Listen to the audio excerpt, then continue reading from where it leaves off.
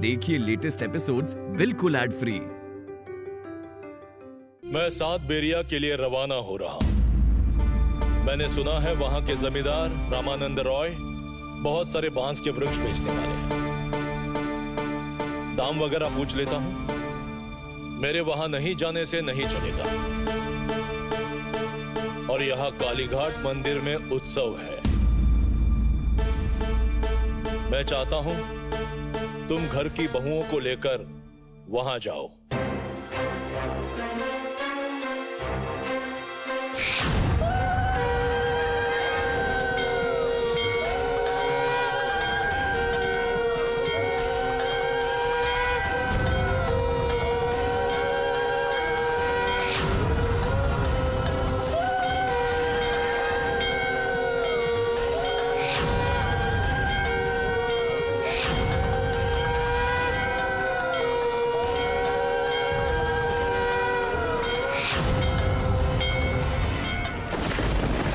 लीजिए पंडित जी, पहले कुछ खा तो लीजिए, फिर बात करते हैं। क्षमा कीजिएगा जमींदार महाशय, क्षमा कीजिएगा मुझे। असल में गांव लौट के रघुवीर जी की शाम की पूजा करनी है ना, तो उससे पहले मैं कुछ खा नहीं सकता। अगर आप मुझे मेहरबानी करके बताएं कि मुझे यहाँ बुलाने का कारण क्या है तो बहुत अच्छा होता। फिर काम की बात करते हैं। मुनीम,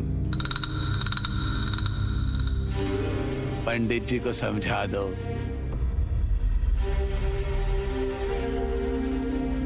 इस मुकदमे में इनको क्या करना होगा। मुकदमा? कैसा मुकदमा? बता रहा हूँ, आपके गांव के गोपीनाथ दत्ता है ना, उनके विरुद्ध है मुकदमा। वो आदमी जमींदार महाशय के बांस के पेड़ को अपना बता रहा है। वो जमीन तो उसने कब की जमींदार महाशय को बेच दी है। बेच दी है? वो बांस के पेड़ तो उन लोगों के हैं। उसके बाप दादा के समय से ही हमें पता है कि वो बांस के पेड़ दाता लोगों के ही हैं। गलत जानकारी है आपको। वो जमीन उसने जमींदार महाशय को कब की बेच दी है। जी नहीं, वो जमीन उसने बेची नहीं है। और इसके अलावा उसने कहा है कि उसने कागज में अंगूठा नहीं लगाया है। गोपी मूर्खता कर रहा है। लड़ पाएगा? जमींदार महाशय के विरुद्ध वो मुकदमा लड़ पाएगा? सुनिए पंडित जी, आप ब्राह्मण आदमी हैं तो आपसे झूठ नहीं बोलूंगा। वो जमीन मुझे चाहिए। प्यार से मांगी थी, नहीं दी, तो अब धन भी लूंगा और परेशान भी करूंगा। उसके विरुद्ध मुकदमा लड़ूंगा। कहूंगा मेरे पास गवाह है।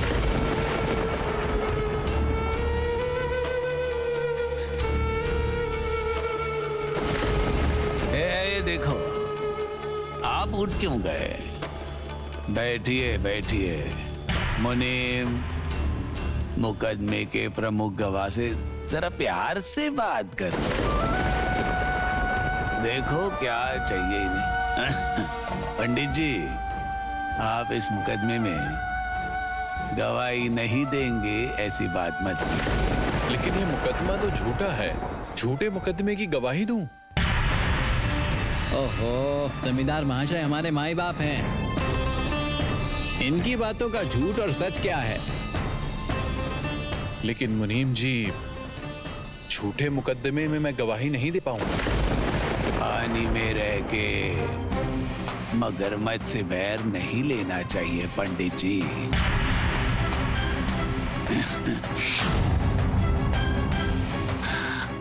और एक बार सोच लीजिए।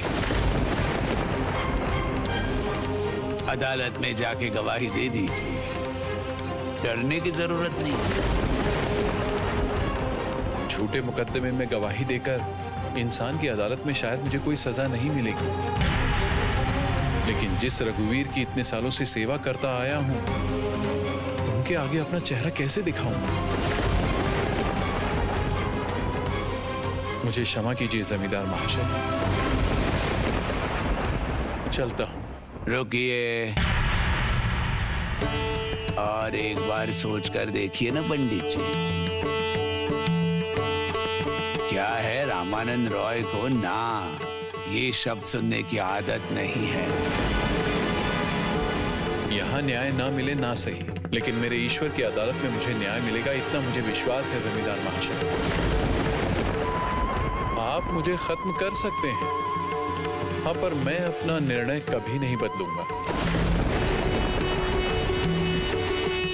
चलता हूं।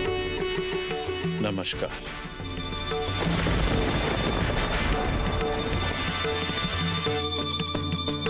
गवाही देने के लिए राजी नहीं हो ना? अभी देखते जाओ मैं तुम्हारा क्या हाल करता हूं। देखता हूं कौन रघुवीर तुम्हें बचाने आता है। पिताजी, मुझे क्षमा कीजिए, ये काम मुझसे नहीं हो पाएगा। मैं सात बेरिया चला जाऊं। चंदर,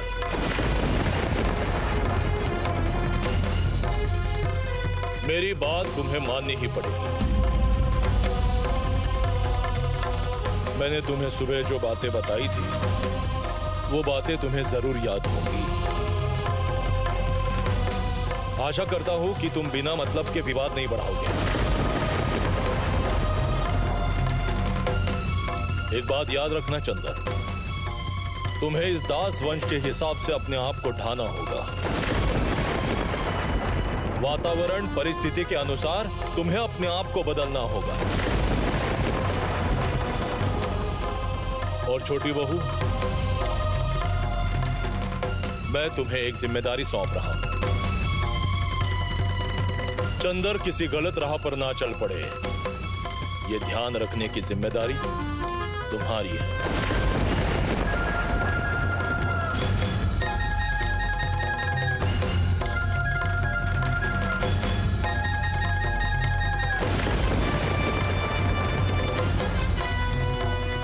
पिताजी को अचानक क्या हो गया है?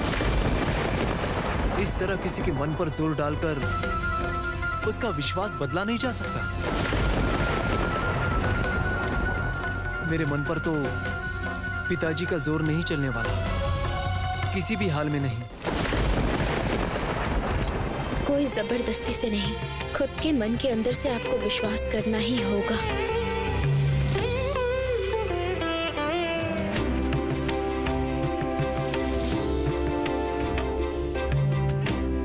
हमारी तरह आपको भी विश्वास करना ही पड़ेगा, और आप जरूर करेंगे।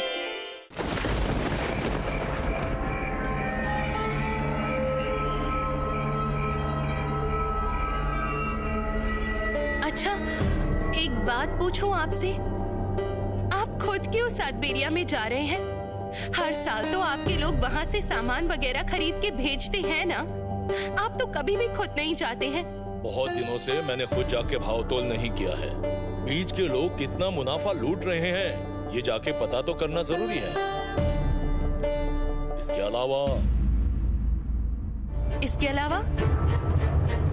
अलावा क्या? मुझे बताइए। देखो, तुमसे छुपाने जैसा कुछ भी नहीं है। मुझे लगता है कि चंदर को मेरी सारी जिम्मेदारियां अपने कंधों पर उठा लेनी चाहिए। बुआ जी ठीक कह रही है, जिम्मेदारी लेने का मतलब सिर्फ व्यापार की जिम्मेदारियां लेना नहीं है।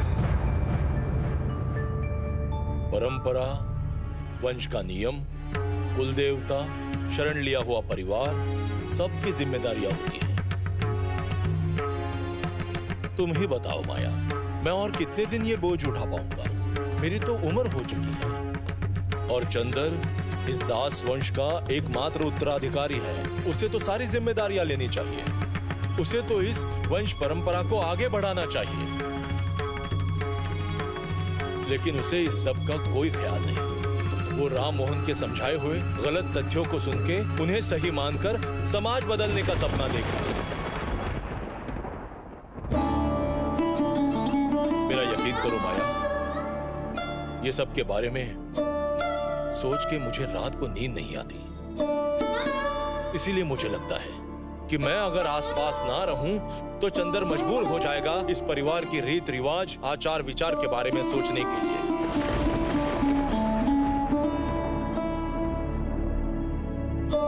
और माया तुम एक बार छोटी बहू को भी तैयार करो, उसे भी समझाना पड़ेगा कि संसार धर्म असल में क्या है। क्या छोटी बहू चंदर को समझा पाएगी? हम में से कोई उसको समझा नहीं पाया है आज तक। वही समझा पाएगी माया, उसके अंदर भगवान की भक्ति है। हमारी छोटी बहू ही चंदर के इस समाज को बदलने के सपने को छुड़ा के उसे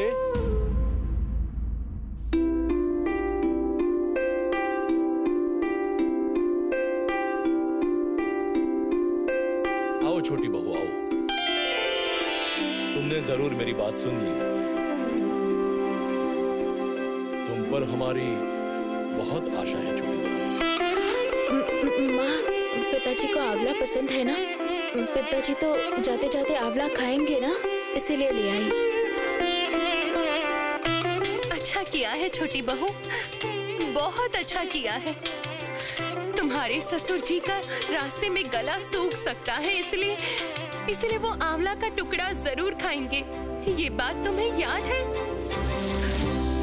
मेरी शोना बहू, दो बहू मुझे दो।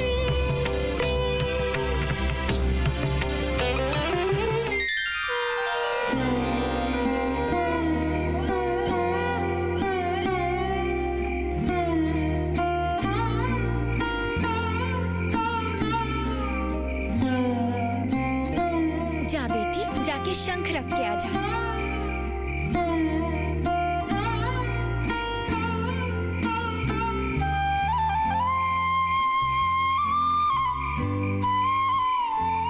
शाम हो गई है, जमींदार के घर से वो अभी तक लौटे नहीं हैं।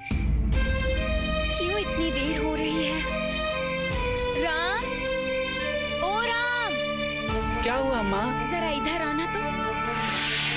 सुनना, गांव के आखिरी मोड़ पर देख कर आ तो पिताजी लौटे कि नहीं। और सुन, जाते समय मशाल लेकर जाना, उनको रास्ता दिखा कर लेते आना। आज सुबह से ही मेरी दाईं आंख फड़क रही है बेटा। पता नहीं आज रघुवीर ने मेरे भाग्य में क्या लिखा है।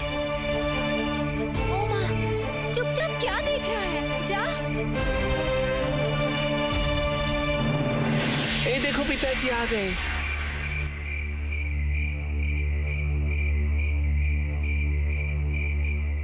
आज रामानंद राय के साथ मेरी बहस हो गई।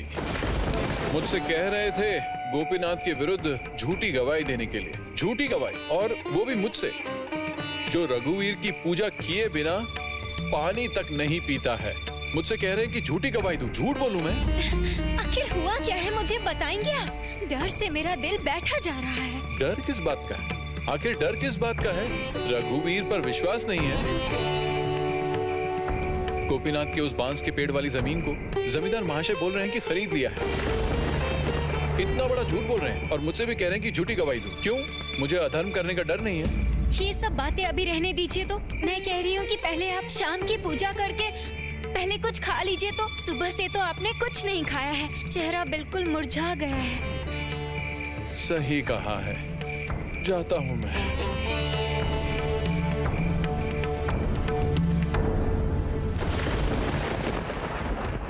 जय रघुवीर, जय रघुवीर।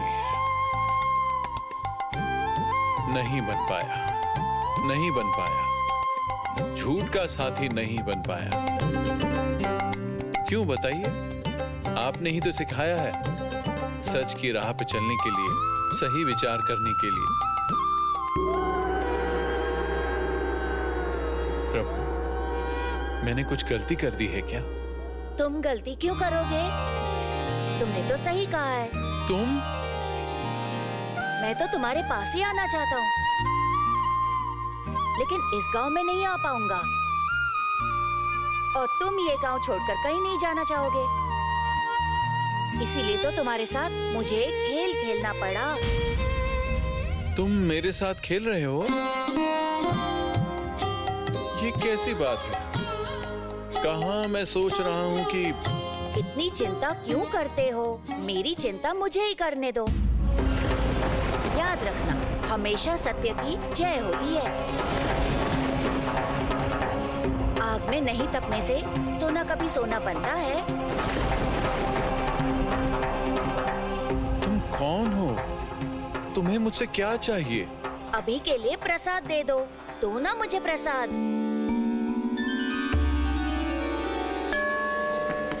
उस समय तुम मुझे किस रास्ते से ले गए थे बताओ तो? आहा, कितनी अच्छी छाया से घिरा हुआ रास्ता था, ठंडी हवा। ओह माँ, बाद में तो तुम दिखाई ही नहीं दिए। ये क्या है? तुम मुस्कुरा क्यों रहे हो? तुम्हें मैं कितना ढूंढता रहा पता है? मुझे ढूंढने की जरूरत नहीं है, मैं खुद ही तुम लोगों के पास आऊंगा। डरना मत, मैं हूं ना। जो हो रहा है, जो होगा, सब भले के लिए ही होगा।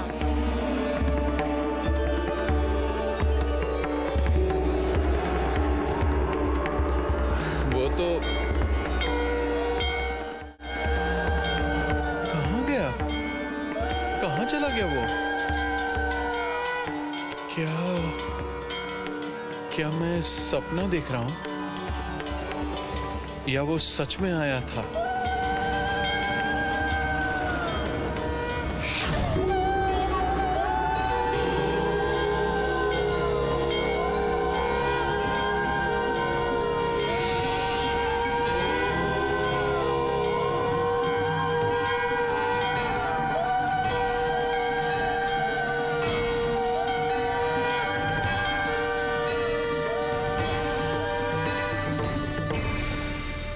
गिरने वाले थे।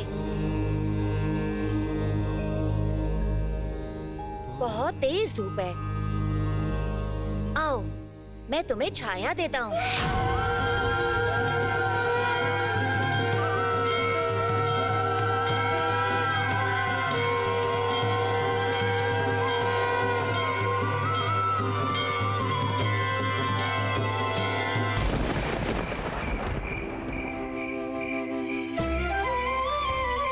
कल्याण हो, कल्याण।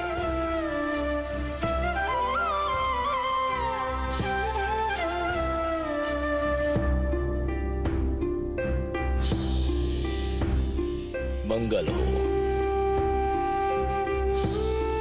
माया, तो मैं निकलता हूं। हाँ, चंदर तो है ही, वही तुम्हारी देखभाल करेगा।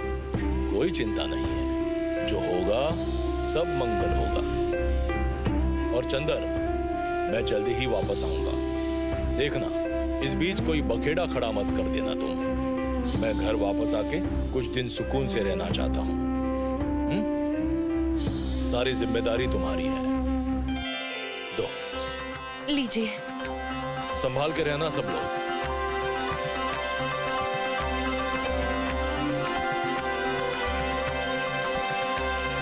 जय जनार्दन, जय जनार्दन।